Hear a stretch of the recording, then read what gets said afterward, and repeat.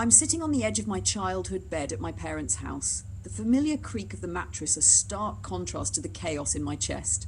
It's been a month since I ended things with Lily, my girlfriend of 4 years, the woman I thought I'd marry. We lived together for 2 of those years, building a life in our cosy apartment, only for it to unravel in a single conversation that turned her into a stranger. 1 month ago, she came back from her parents' place, spouting ideas about open relationships and kissing others without it being infidelity. Ideas she'd never once mentioned in 4 years. That same night, she asked for a pause to figure out if she truly loved me. The week that followed was hell, living with someone I no longer recognized. My body betraying me with panic attacks, sleepless nights, and a stomach that rejected food.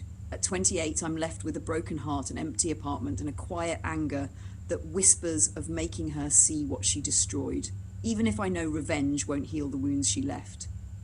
We met in 2021 when I was 24 and she was 19, both of us working part-time at a local bookstore while I finished my engineering degree and she started college. Lily was vibrant, with a laugh that could light up a room, and a passion for poetry that made every conversation feel like art. We started as friends, bonding over dog-eared novels and late-night coffee runs. Friendship turned to love, and soon we were inseparable. Weekend picnics, road trips to the coast, dreaming of a future together. 2 years in, we moved into a small apartment, our names on the lease a promise of forever. We'd cook dinner together, dance in the living room to her favourite indie bands, plan for the day we'd have a dog and maybe kids. I thought we were solid, that we'd weathered the usual storms of a young relationship. But looking back, there were signs I missed. Lily would get restless sometimes, talking about wanting more from life, though she never said what. I'd chalk it up to her being younger, still figuring herself out while I was settling into my career as a civil engineer. She'd spend hours scrolling social media, liking posts about freedom and self-discovery, but I didn't think much of it. We were happy. Or so I thought. A month ago, everything changed. I picked her up from the train station after she'd spent a weekend with her parents. I was excited, expecting her usual hug and stories about her mom's cooking. Instead, she was distant, her eyes fixed on the road as I drove. At the apartment, she dropped a bombshell.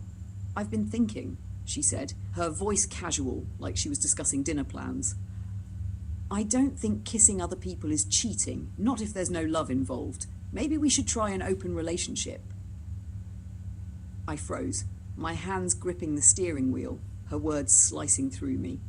In 4 years, she'd never hinted at this, never suggested she wanted anything but us. I asked what had changed, my voice shaking, but she just shrugged, saying she'd been reflecting. That night, she pushed further, asking for a month pause to figure out if I really love you. The ground fell out from under me. Who was this person sitting across from me, dismantling our life like it was nothing? The next week was torture. We still lived together, our apartment a minefield of tension. I'd see her in the kitchen, making coffee like nothing had changed, while I was unraveling. Panic attacks hit me out of nowhere, my chest tightening, my breath short, my mind racing with images of her kissing someone else. I couldn't sleep, lying awake on the couch because our bed felt like a betrayal. Food tasted like ash. I lost 5 pounds in a week. Lily acted like a stranger, polite but cold, scrolling her phone or leaving for walks that lasted hours. I tried to talk to understand, but she'd shut me down, saying she needed space. I was living with a ghost and it was killing me. I couldn't stay. I packed a bag and moved back to my parents' house, a 45-minute drive away, telling Lily I'd give her space, but we needed to talk soon. At my parents', I confided in friends, mutual friends, people who knew us both. Over beers at a local pub, they dropped a truth I wasn't ready for. "She's already made her decision, Evans," my friend Jake said. "She's just waiting for you to pull the plug." Others nodded, sharing how Lily had seemed distant for months, how she'd been talking about exploring life. It hit me like a punch. She wasn't confused, she was done, and I was the only one still fighting. The next day, I drove back to the apartment, my heart heavy but resolute. I still loved her, but I couldn't keep living in limbo. "This isn't working," I told her, my voice steady despite the ache in my chest. "We're done." She nodded, her eyes dry, and agreed. I gave her until the end of April to pack her things and move out. while I'd stay at my parents'. It was the hardest thing I've ever done. Now, a month later, I'm still reeling. Lily moved out, leaving the apartment half empty, a shell of what it was. I'm back there now, but every corner holds her ghost. The bookshelf we built, the mugs we bought on vacation. I miss her like crazy, even after what she did. The panic attacks have eased, but the loneliness is a constant weight. I'm angry, not just at her, but at myself for not seeing the signs, for thinking love could fix everything. Her words about open relationships, about needing a pause, play on a loop, each one a reminder of how little I knew her in the end. The rest continues with Nate's story, Rage writing transformative fiction, reclaiming home and resilience. Beneath the pain, a spark of anger burns, urging me to make her feel the cost of her betrayal. Not something cruel like spreading rumours or keeping her deposit. No, I want something subtler, something that make her pause, make her question herself. I imagine sending her a text, calm but pointed. I hope you find what you're looking for, Lily, but you lost something real. Then I'd block her, leaving her with the silence she left me in. Or maybe I'd post a photo on Instagram, me thriving, maybe at a new project at work or with friends laughing. Captioned, "Moving forward, no pauses needed." I know she'd see it, and it'd sting, even just a little, that I'm not the broken man she left behind. The thought brings a fleeting thrill, but it's not enough. Revenge isn't about hurting her, it's about reclaiming my power, proving I'm more than the love she discarded. I grab my notebook, the one I've been jotting in since college.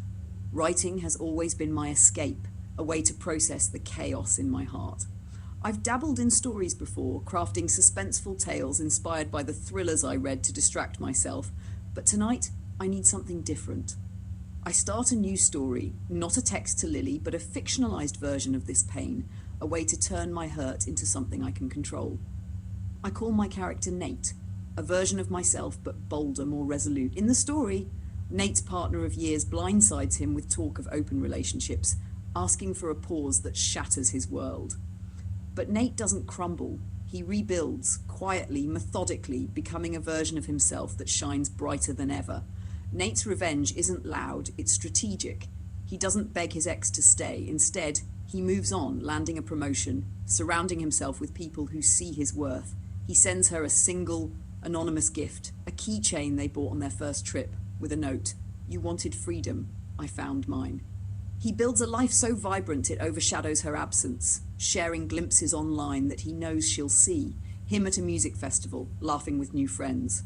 The suspense builds as she grows restless, haunted by his silence, by the life she could have had. She tries to reach out, but Nate's moved on, his number changed, his heart no longer hers to break.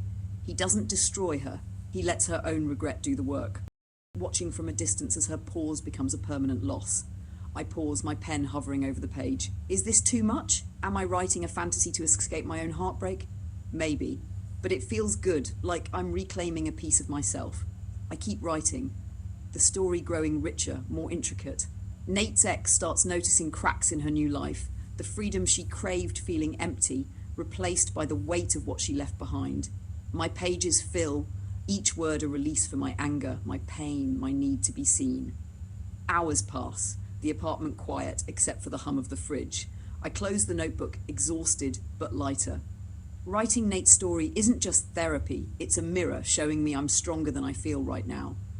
I don't need to send Lily that text or post that photo. My revenge is in my resilience, in building a life that proves I'm enough without her. I glance at the couch where we had that final talk. Tomorrow, I'll rearrange the furniture, make this space mine again. Healing will take time. Trust is fragile, and Lily's betrayal, her sudden shift, her cold distance, has left scars I'm still learning to live with. The panic attacks may return, but I'm learning to breathe through them. Dating again feels impossible, the thought of loving someone new, a risk I can't face yet. But as I look around my apartment, the books I've kept, the plants I'm tending, the life I'm rebuilding, I see proof of my strength. I survived losing her, survived that week of hell.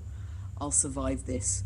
One day, I'll write a new story, one where love doesn't end in betrayal, where my heart finds a home. For now, I'll focus on me. I'll call my friend Jake. Let him drag me to a game or a bar, something to remind me I'm not alone. I'll keep writing, keep working, keep growing. And if a part of me still imagines Lily seeing me thrive someday, realising what she lost, feeling the sting of her own choice, well, that's just human. I'm not perfect and I don't need to be. I'm Evans and I'm enough.